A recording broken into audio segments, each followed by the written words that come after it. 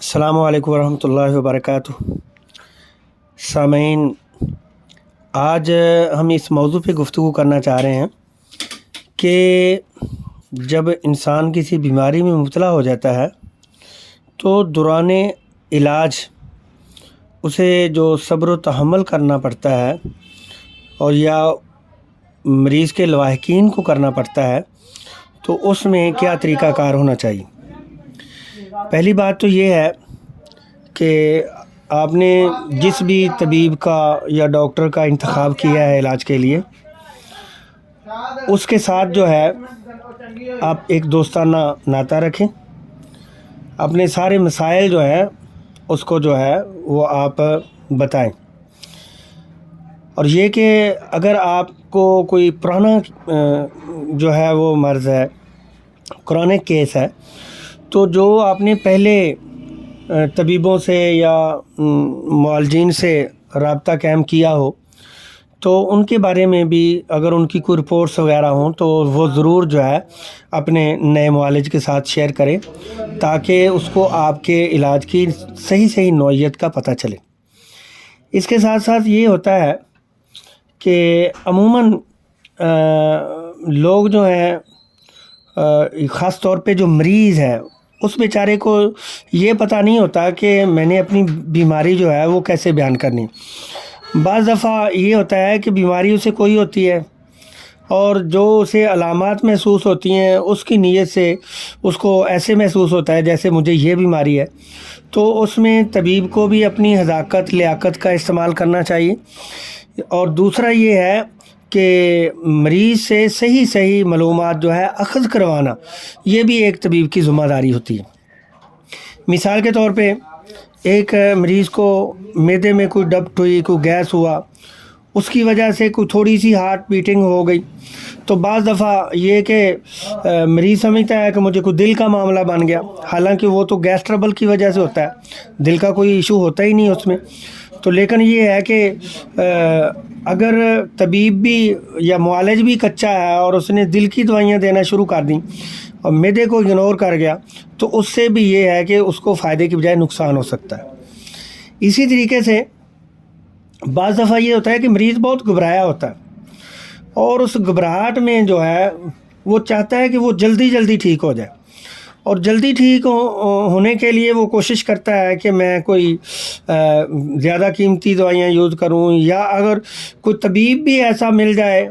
وہ بھی گھبرا جائے اور وہ کہے کہ آپ چونکہ جلد ٹھیک ہونا چاہتے ہیں تو وہ ہیوی قسم کی جو ہے وہ ادویات تجویز کر دے، تو اس سے بھی مریض جو ہے اس کا نقصان ہوتا ہے اور مرض بڑھ جاتا ہے۔ اس کے علاوہ یہ معاملہ ہے کہ بسا اوقات جو مریض ہوتا ہے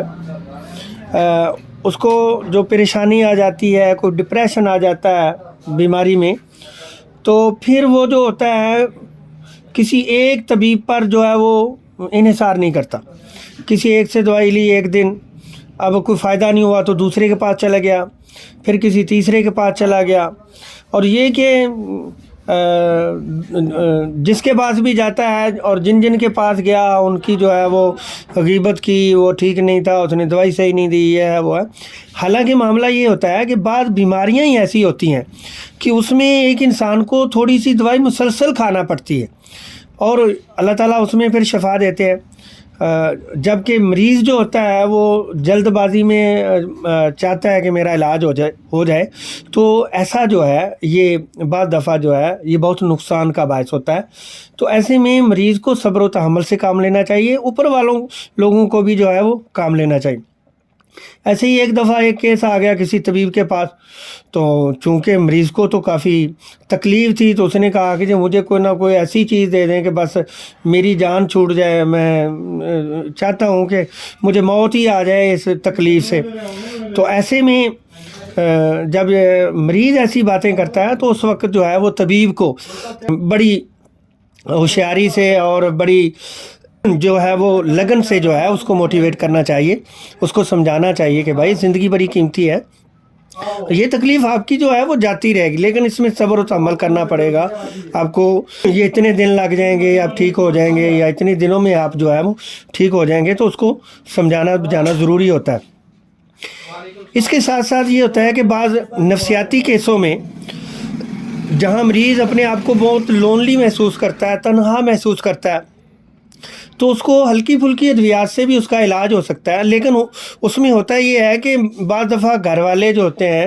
وہ مریض کا جو ہے وہ خیال نہیں کرتے. مریض چاہتا ہے کہ اس کے ساتھ کوئی گفتگو کرے،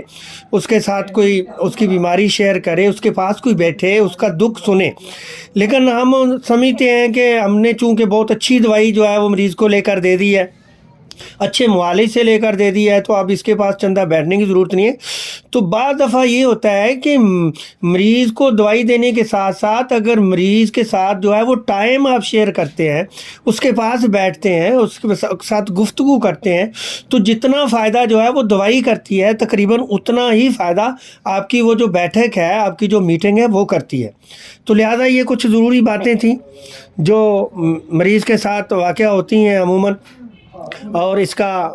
خیال نہیں کیا جاتا، تو سوچا کہ میں آپ کے ساتھ شیئر کر دوں. اللہ تبارک تعالیٰ سے دعا ہے اللہ تبارک تعالیٰ تمام مریضوں کو صحت عطا فرمائے،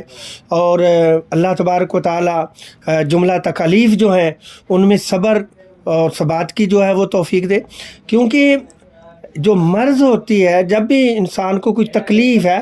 تو اس میں بھی اللہ تبارک تعالیٰ نے اجر رکھا ہوتا ہے، لیکن اس میں جو ہوتا ہے صبر ضروری ہے، اور پھر یہ ہے کہ معالج کی بھی رہنمائی ضروری ہے، اور اس میں یہ ہے کہ مریض کو پورے یقین اور وثوق سے دوائی کھانا چاہیے، اور یہ کہ اپنے معالج کے ساتھ جو ہے وہ جو رشتہ ہے وہ صحیح استوار رکھنا چاہیے، تاکہ یہ نہ ہو کہ اس نے دوائی کھائی ہے لیکن معالج کو بتایا ہی نہیں ہے کہ مجھے فائدہ بھی ہوا ہے یا نہیں ہوا ہے، یا ایک معالج سے کھائی ہے تو فائدہ نہیں ہوا تو دوسرے کے پاس، اس سے کھائی ہے تیسرے کے پاس، چوتھے کے پاس. تو اس سے جو ہے نا وہ پہلے معالج کو تو کوئی غیب کا علم تو ہوتا نہیں ہے کہ کیا معاملہ ہے. تو لہٰذا یہ ہے کہ جب بھی طبیب سے یا کسی معالج سے آپ دوائی لیتے ہیں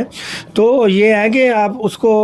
جو بھی فائدہ آپ کو حاصل ہوتے ہیں یا نہیں ہوتے ہیں تو اپنے معالج سے ضرور جو ہے وہ آپ رابطہ قائم کریں، اس کو بتائیں، تاکہ اگر وہ دوائی میں کوئی تبدیلی لانا چاہتا ہے یا آپ کو کوئی آپ ہی کی اپنی کوئی کوتاہی ہوتی ہے کوئی کھانے پینے کی، تو وہ آپ کو سمجھا دیتا ہے. تو یہ بہت ضروری باتیں ہیں، ان کو جو ہے وہ سمجھنا بہت ضروری ہے. اللہ تعالیٰ سے دعا ہے اللہ تعالیٰ آپ کو خوش رکھے، سلامت رکھے، صحت مند زندگی عطا فرمائے، آپ کی دینی اور دنیاوی معاملات کو آسان جو ہے وہ کرے. آمین ثم آمین.